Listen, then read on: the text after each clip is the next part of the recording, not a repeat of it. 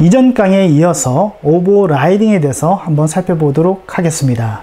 자, 우리는 이전 강의에서는 상속이라는 것을 배웠고요. 그 다음에 접근 지정자에 따라서 하위 클래스 또는 외부에서 상위 클래스의 멤버를 사용할 수 있다 없다가 결정되는 것을 우리가 살펴봤습니다. 자, 지금 우리가 살펴보고자 하는 오버라이딩도 이와 같은 상속 관계에서 이루어지는 하나의 부분에 해당이 됩니다. 자, 그래서 오버라이딩을 살펴보면은, 자, 부모 클래스의 메소드, 요거 중요하죠, 그렇죠? 메소드를 자식 클래스에서 재정의 하는 것을 뭐라고 한다? 오버라이딩이라고 얘기를 합니다. 자, 그러면 이 오버라이딩과 좀 용어가 유사한 게 하나 있죠. 바로 뭡니까? 오버로딩이라는 것이 있습니다. 자, 오버로딩은 어떻습니까? 하나의 클래스죠. 클래스 안에서 같은 함수명을 이용하되 무엇을 달리한다? 매개 변수를 달리하죠. 매개 변수를 달리해서 프로그램은 하나의 함수명만 알고 있으면은 어떻습니까? 다양한 그 같은 값을 넣어서 이제 처리하고자 할 때 바로 오버로딩의 기능을 이용한다고 했습니다. 그래서 그와 같이 같은 함수명이지만 다른 매개 변수로 나열할 수 있는 그 기능을 오버로딩이라 얘기를 했고요. 자, 그 다음에 오버라이딩은 상속입니다. 하나의 클래스이고 이건 상속이고요. 그렇죠? 상속 관계에서 이루어지는 것인데, 즉 뭡니까?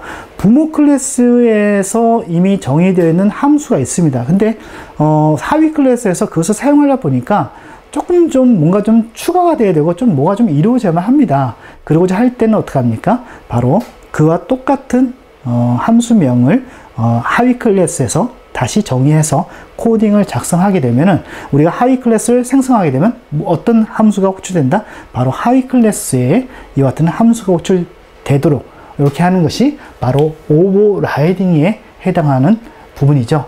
자, 그래서 주의사항이 있습니다.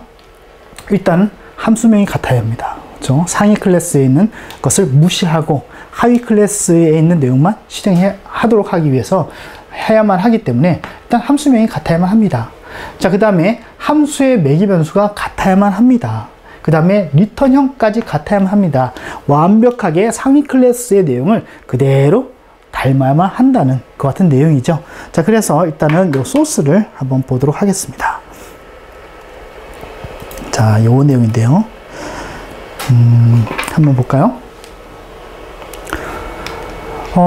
지금 보면은 A 클래스에 있습니다. 그 다음에 같은 패키지 아니죠? 그래서 프로텍티드 되어 있습니다. 프로텍티드는 같은 패키지에서는 퍼블릭과 사용할 수 있죠. 하지만 이와 같이 함수를 만들어 썼습니다.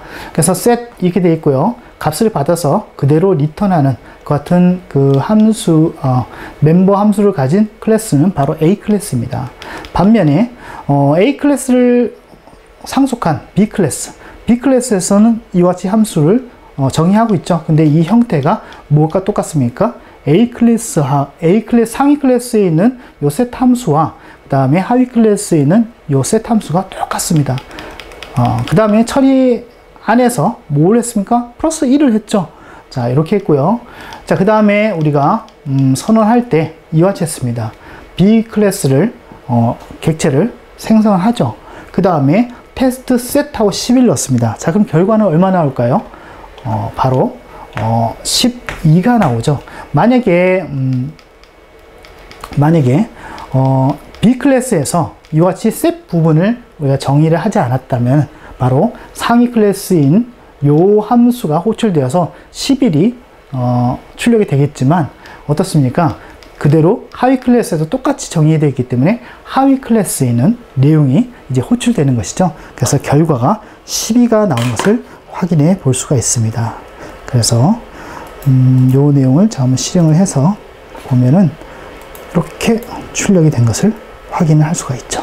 그렇죠? 12가 나온 것을 확인할 수 있죠. 자, 그래서 그런 용도로 또한 이 오버라이딩을 사용을 합니다. 자, 그 다음에 파이널이라는 부분이 키워드가 있습니다. 그래서 요거는 이제 상속에서 주로 사용되는 그 같은 그 키워드인데요. 자, 보면은, 자, 요거는 이제 파이널이 이제 어디에 붙느냐에 따라서 그 의미가 다르지만, 일단 파이널 자체는 좀 기존에 있는 어떤 기능들을 못 사용하게 만드는 뭐 그런 어떤 뉘앙스가 좀 있습니다. 그래서 파이널이 클래스와 메소드에 붙는 경우가 있고요. 그 다음에 변수에 붙는 경우 요 두 가지가 있습니다. 그래서 일단 파이너리 클래스와 메소드에 붙을 경우, 특히나 이것이 상속 관계에 있을 때 상위 클래스에 파이널이 붙거나 상위 클래스에 그 메소드 앞에 파이널이 붙게 되면은 이런 내용이 있습니다. 상속과 오버라이딩이 불가능한 그런 부분을 지정할 때 파이널이라는 키워드를 이용합니다. 그 다음에 위치는 어디냐면은 제일 맨 앞, 클래스와 메소드의 제일 맨 앞에 우리가 이렇게 지정을 해주면 됩니다. 그래서 그 예가 여기 좀 나오는데요. 자, 이렇게 쓰는 것이죠. 자, 조금 큰가요? 자, 파이널 클래스 A 이렇게 있죠, 그렇죠? 클래스 앞에 파이널이 붙게 되면 이 클래스는 상속을 할 수 있다, 없다? 할 수 없다. 그래서 우리가 이클립스에서 이와 같이 상속 관계를 이렇게 하게 되면 여기 밑에 이렇게 빨갛게 경고 표시가, 에러 표시가 뜨는 것을 우리가 확인을 해 볼 수가 있습니다. 일단은 클래스에 붙게 되면 상속 불가.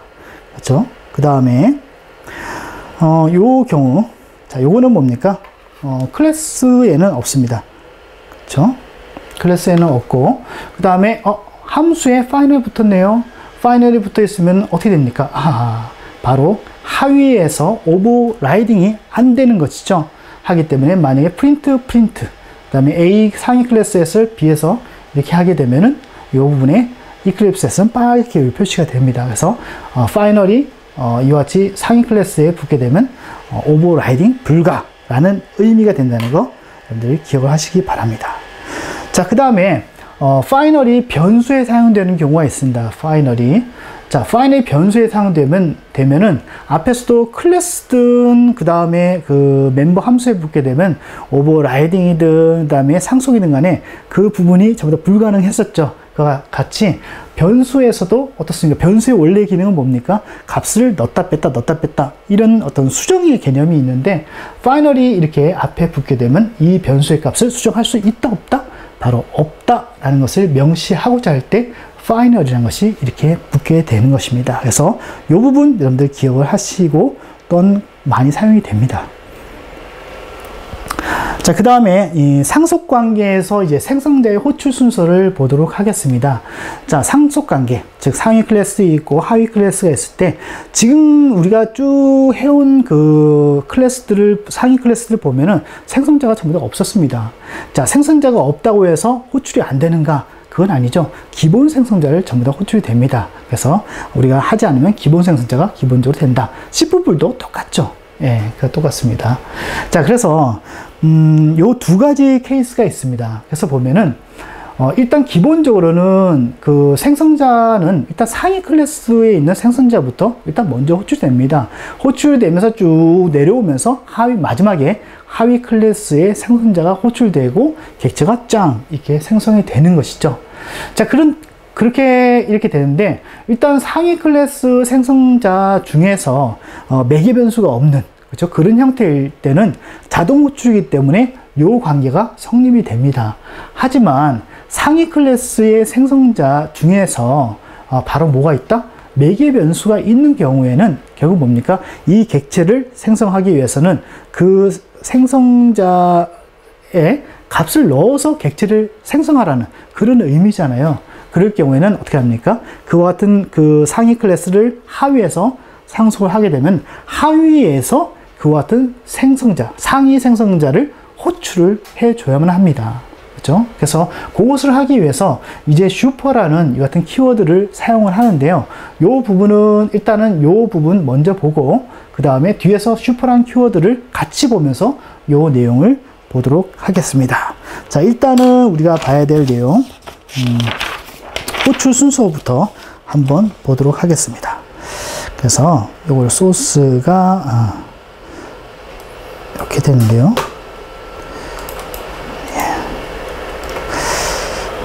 자, 한번 볼까요? 자, 보겠습니다.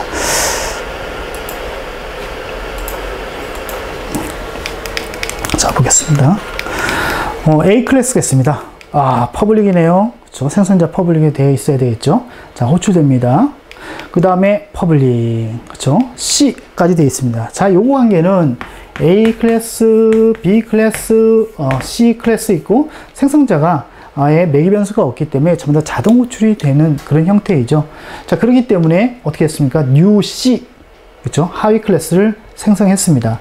하지만 상위 클래스부터 하위 클래스의 생성자에는 시스템 아웃 프린트에서 어떻게 하고 있습니까? A 클래스의 생성자가 호출되면은 뭐 이와 같은 A 클래스에 대한 생성자가 호출되었다라는 이런 메시지를 화면에 출력하도록 이렇게 각각 되어 있습니다. 그렇죠? 그래서 이것을 이제 검증을 해봐야 되기 때문에 이렇게 C 클래스를 생성하는 것 자체가 이런 생성자를 C 클래스를 객체를 생성하는 것 자체가 이 같은 생성자를 호출하는 그 같은 행위에 해당이 되죠. 요 안에 그런 내용들이 다 내포되어 있죠.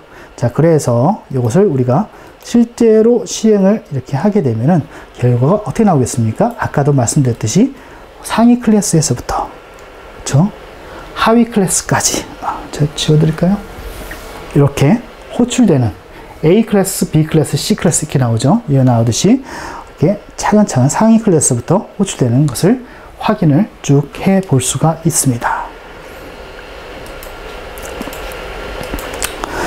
자, 그 다음에 슈퍼 클래스를 한번 볼게요. 자, 슈퍼 클래스는 슈퍼 클래스가 아니지, 슈퍼라는 키워드는 이런 의미가 있습니다. 하위 클래스에서 상위 클래스를 참조하여 접근할 때 사용하는 하나의 키워드이다.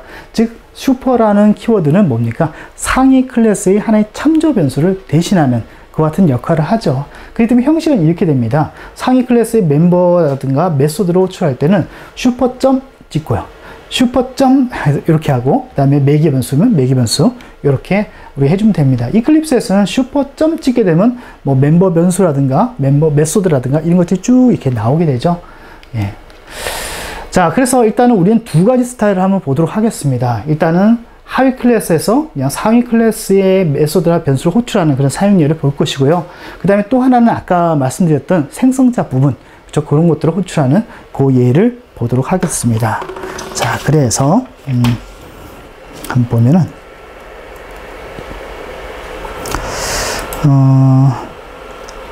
그래서 여러분들은 항상 이런 검증하는 프로그램을 항상 작성해 보시기 바랍니다. 요게 결국엔 그 내용을 좀 더 기억을 오래 할 수 있게 하죠. 한번 볼까요? 네. 클래스 A 되어 있습니다. 그 다음에 protected print 이렇게 되어 있네요. 그렇죠? 자, protected 되어 있지만 같은 클래스 패키지 아니기 때문에 어떻습니까? 퍼블릭과 쓸 수 있죠. 자, 그 다음에 A라는 것을 B에서 상속을 했습니다. 자, 그 다음에 print 되어 있습니다. 그 다음에 요 클래스 상위 클래스의 프린트를 내가 호출하고 싶습니다. 그렇게 하기 위해서는 어떻게 했습니까? 슈퍼점 프린트 하게 되면 요 함수를 호출하게 되죠. 그래서 여기에서는 내용이 A 클래스 이렇게 출력하도록 되어 있습니다. 그 다음에 그리고 난 후에 여기 보면은 이제 B 클래스를 이렇게 호출하도록 되어 있죠. 그래서 B라는 객체를 이같이 생성을 하고 테스트 프린트를 했을 때 상위 클래스의 프린트도 호출하고 하위 클래스의 프린트도 같이 호출하는 이와 같은 예가 지금의 예입니다. 그렇죠? 제가 한번 실행을 해보게 되면 이런 결과를 얻을 수가 있죠. 그렇죠? 그래서 이것도 이렇게 하면 A 클래스, 그렇죠? 조금 작은가요? 예, A 클래스, 그 다음에 B 클래스 이렇게 나눠진 것을 확인해 볼 수가 있습니다. 자, 그 다음에 앞에서 언급을 했듯이 하위 클래스에서 상위 클래스의 생성자를 호출할 때, 그렇죠? 무엇이 있었습니까? 매개 변수가 있는 경우 또는 매개 변수가 없이 있는 경우에서 뭐 그런 내용인데요. 일단은 뭐 자동 생성 호출이기 때문에 뭐 굳이 이거는 할 필요가 없겠죠. 그래서 일단은 매개 변수 있는 요 내용을 보면은 슈퍼하고 어떻습니까? 점이 안 붙죠. 생성자는 점이 안 붙고 이렇게 갈로 해놓고 상위 클래스의 매개 변수를 넣어주게 되면 상위 클래스의 요 매개 변수에 따라서 생성자가 호출이 됩니다. 자, 그 다음에 그렇지만 여기서 우리가 지켜야 될 부분은 하위 클래스의 생성자 제일 먼저 해줘야 됩니다. 생성자의 제일 첫 번째 코드 줄에 이와 같이 상위 클래스의 생성자를 호출해준 그 코드가 있어야만 합니다. 그래서 그 내용을 한번 보도록 하겠습니다. 그래서 보면은 슈퍼 7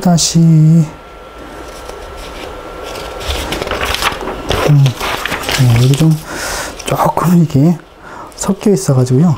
자, 7-4네요. 좀 볼게요. 7-4 한번 보겠습니다.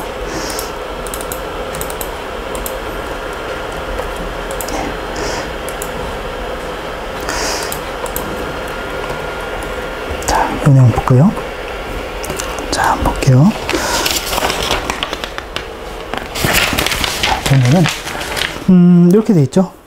자, 어떻게 됐습니까? 요 내용은 이제 나중에 보도록 하고요. 일단은 요거부터 보죠. 자, 요거부터. 자, A 클래스 있습니다. 일단 디폴트네요. 그쵸? 그 다음에 A.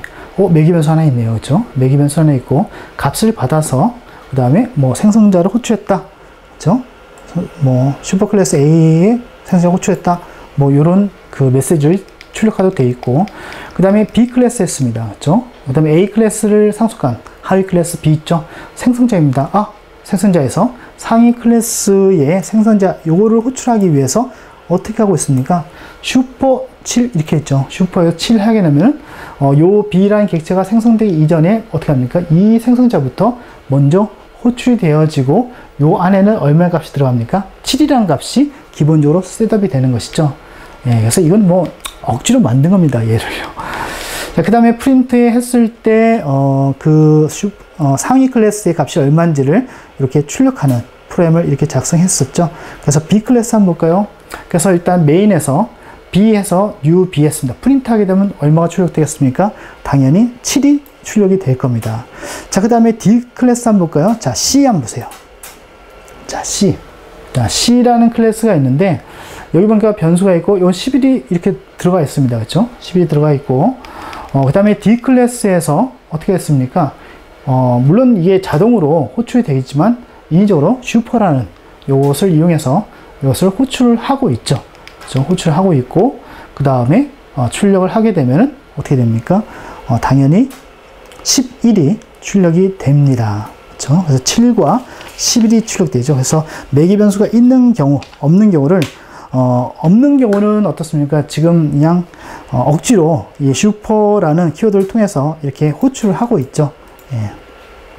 사실은 요 슈퍼라는 요 부분이 사실은 생략돼도 뭐 상관이 없습니다. 사실은요. 그렇죠?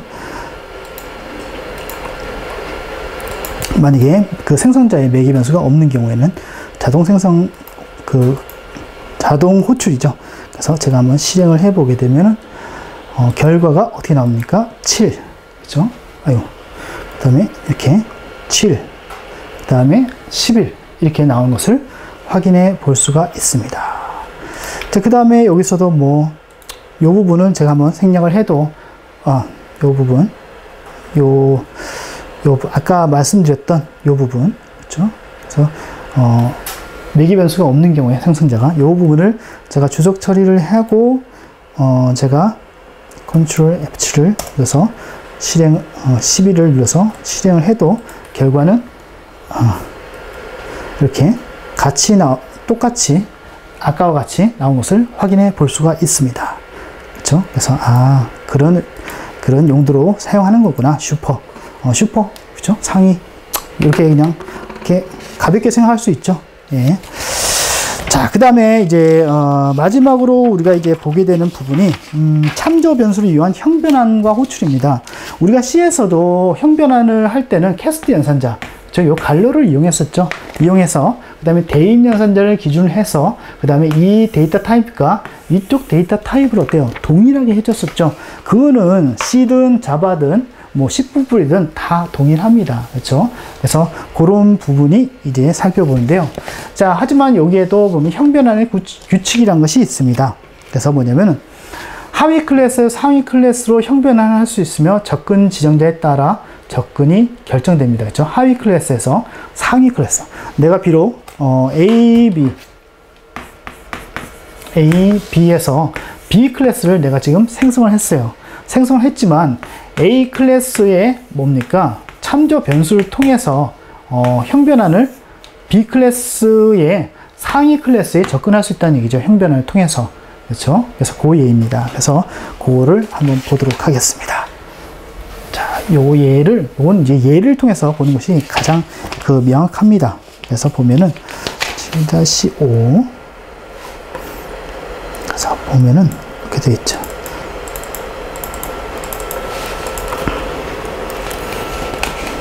그래서 자, 볼게요.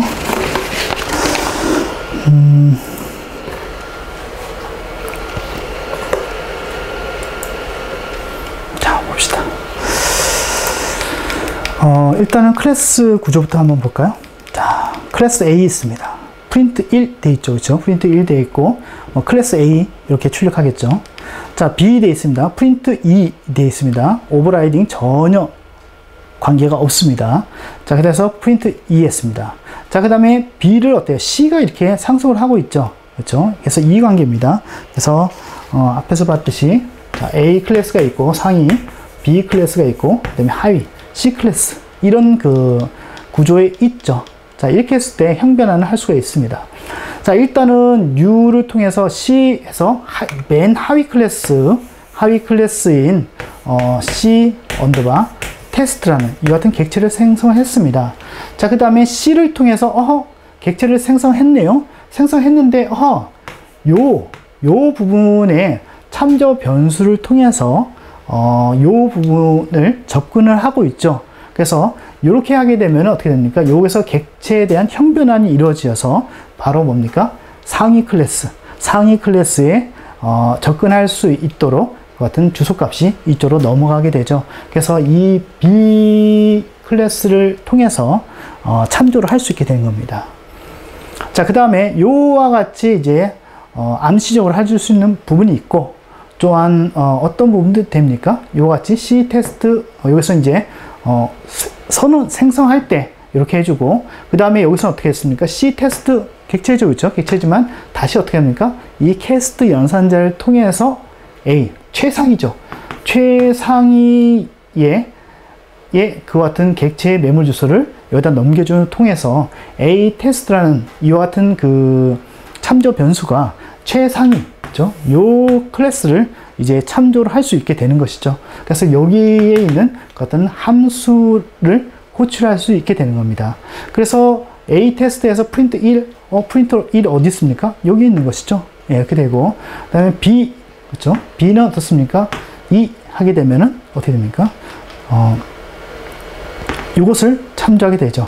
즉, 뭡니까? 일단은 공통적으로 최하위, 그렇죠? 최하위 클래스의 객체를 생성해서 그에 대한 형변환을 바로 한 형태죠. 그 다음에 캐스트 연산자를 통해서 또한 이와 같이 억셋을 할 수 있고요. 그게 중요한 사항은 최하위 클래스를 통해서 상위로는 이와 같이 형변환이 들어가도 상위를 생성을 해가지고 하위로 이렇게 들어갈 수는 없다라는 얘기입니다. 그렇게 되겠죠, 그렇죠? 예.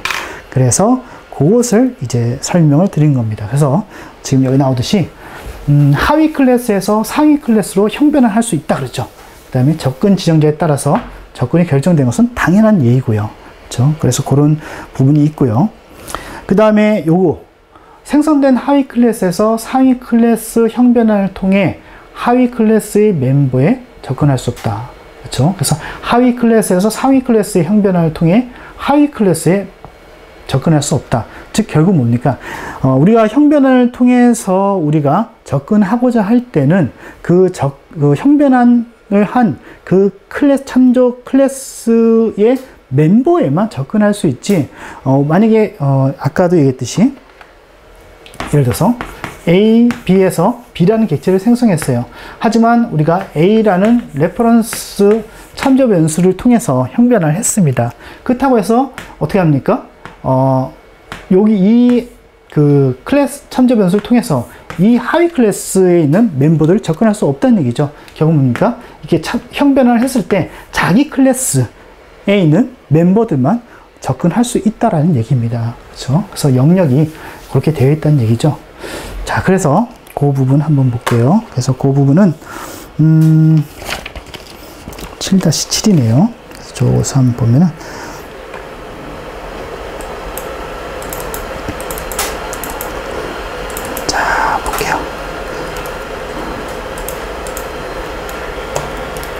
이런 얘기입니다. 지금 여기 나오듯이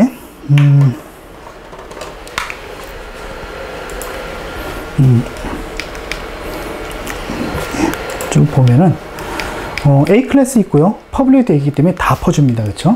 그 다음에 1 돼 있고 2 돼 있고 그 다음에 C까지 3 이렇게 되어 있습니다. 자, 그 다음에 여기 한번 보세요. C를 통해서 C 테스트에서 정상적으로 객체를 이 타입에 맞게끔 생성을 했습니다. 그 다음에 C 테스트 해놓고 선언과 동시에 여기에 있는 메모리 주소를, 클래스의 메모리 주소를 이와 같이 참조 변수로 넘겨주고 있네요. 자, 이렇게 됐을 경우에는 어떻게 됩니까? 암시적으로 형변환이 이루어지는 것이죠. 그래서 이렇게 해준 것이나 뭐 이렇게 해준 것이나 상관없습니다. 일단 상위 클래스일 때는 상관이 없습니다. 자, 이렇게 해놓고 그 다음에 A REF 점 해서 프린트 3을 그렇죠? 상위 클래스 지금같이 A, B, C 해서 C를 생성해 놓고 내가 A를 참조할 수 있도록 A REF를 해놨기 때문에 어차피 이 객체를 생성해 놨고 요것을 요 객체의 상위 클래스를 요 참조 변수로 접근할 수 있도록 해놨기 때문에 여기서부터 쭉 타고 들어와서 C에 있는 이와 같은 여기에 있는 멤버 함수를 호출할 수 있다 없다? 할 수 없다라는 얘기입니다. 그렇죠? 예, 그래서 요렇게 형변을 통해서 우리가 했을 때는 자기 자신 클래스, 최상위 클래스의 멤버만 접근 그 지정지에 따라서 호출을 할 수 있다는 얘기입니다. 그렇죠? 그래서 요 하위에 있는 것을 호출하려 하니까 에러가 나고 자기 자신 거를 호출하니까 어떻습니까? 정상적으로 호출이 되는 것이죠. 예. 그래서 그것을 얘기하려고 합니다. 그래서 결국에는 형변환을 통했을 때 우리가 접근할 수 있는 그 영역은 어땠습니까? 그 형변환한 그 클래스의 멤버에만 접근할 수 있다라는 거죠. 그래서 클래스 A만 이렇게 나오죠. 예. 그것이 이제 가장 큰 핵심이라고 볼 수가 있습니다. 자, 그 다음에 마지막이죠. 자, 이런 경우 상위 클래스의 메소드가 하위 클래스에 오버라이딩 된 경우, 그렇죠? 상위 클래스에 A라는 클래스가 있고 그 다음에 B 클래스가 있는데 요 상위 클래스의 함수가 예를 들어서 print라는 함수가 있을 때 하위에서도 이와 같이 print라는 이 같은 함수가 오버라이딩 된 경우에 상위 클래스 참조 변수에서 오버라이딩 된 메소드를 호출하면 상위 클래스 아까 했듯이 A REF를 통해서 그렇죠? 호출하면은 요 A 클래스의 프린트가 호출될 거라고 생각하겠지만 그게 아니라 어떻게 됩니까? 최하위 오버라이딩 됐을 땐 최하위의 요 함수가 메소드가 호출이 됩니다. 그렇죠? 자, 그래서 요 부분을 좀 잘 기억을 하셔야만 합니다. 그래서 이것도 소스를 한번 보도록 하겠습니다. 자, 이런 얘기죠. 소스를 보면서 설명을 드릴게요. 자, 볼게요.